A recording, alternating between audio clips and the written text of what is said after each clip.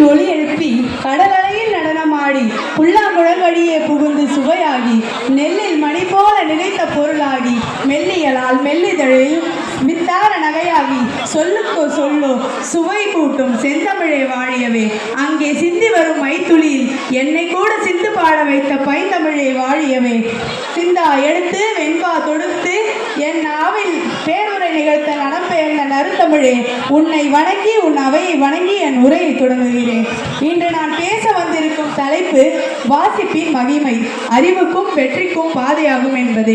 கடவுள் மனிதனுக்கு தந்தது கீதை, மனிதன் கடவுளுக்கு தந்தது திருவாசகம், மனிதன் மனிதனுக்கு தந்தது திருக்குறள் என நம் வாழ்க்கை நூல்களுடனே பின்னி பிணைந்திருக்கிறது.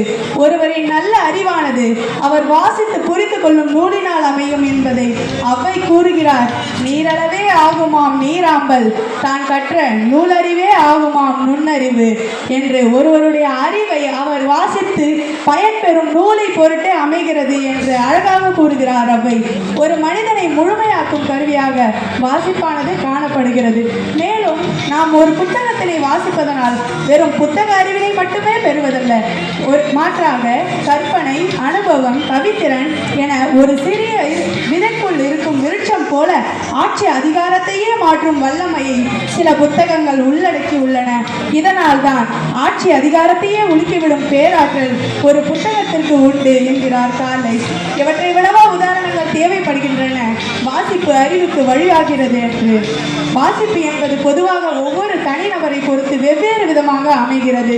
சில பேருக்கு பொழுதுபோக்காக, சிலருக்கு அறிவு வளர்ச்சிக்காக, சிலரின் அறியாமையை போக்குவதற்காக என பல வழிகளில் மாறுபடுகின்றன. ஆயினும் இதனால் பல்வேறு புதிய விஷயங்களை நம்மால் கற்க முடிகிறது.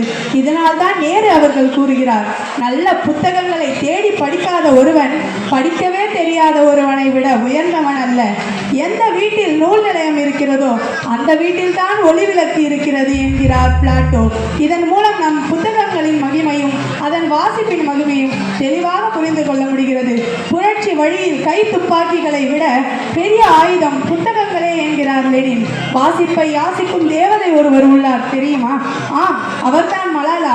அவர் கூறுகிறார், தோட்டாக்கள் ஊமைகள் ஆகும் பொழுது எங்கள் புத்தகங்களையும் பேனாக்களையும் எடுக்க விடுங்கள், அவையே எங்களின் மிகப்பெரிய ஆயுதம் என்கிறார். வலிமையான ஆயுதங்களை விட புத்தகங்களே ஒரு சமூக மாற்றத்திற்கு திறவுகோலாக அமைக்கிறது. புத்தகங்கள் வாசிப்பு பல தலைவர்களின் உருவாக்கத்திற்கு காரணியாக அமைகிறது. உதாரணமாக ஜான் ரஸ்டின் கடையனுக்கு கடை தேற்றம் என்ற புத்தகம் காந்தியடிகளை மகாத்மா ஆக்கிய புத்தகம்.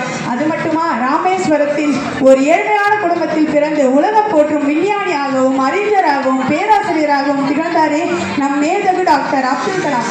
அவரின் வளர்ச்சிக்கு காரணம் அவர் வாசித்து பயின்ற நூல்களே ஆகும். அந்த வகையில் வறுமை குடும்பத்தில் பிறந்த புத்தக வாசிப்பினால் உலகை பற்றி அறிந்து அமெரிக்காவின் தலைசிறந்த தலைவராக திகழ்ந்த ஆப்ரகாம் லிங்கன், மேலும் Martin Luther king, Lenin, Nelson Mandela போன்ற பல அறிஞர்களையும் குறிப்பிடலாம்.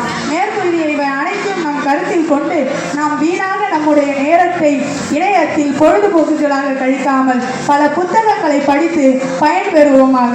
பேரறிஞர் அண்ணா அவர்கள் கூறியது போல, வீட்டுக்கு ஒரு புத்தக சாலை, வீடுதோறும் மரம் வளர்ப்பது போல் வீடுதோறும் ஒரு நூலகம் உருவாக்குவோம், வாசிப்போம், அறிவோம், வளர்வோம். வாய்ப்புக்கு நன்றி கூடி விடைபெறுகிறேன். நன்றி, வணக்கம்.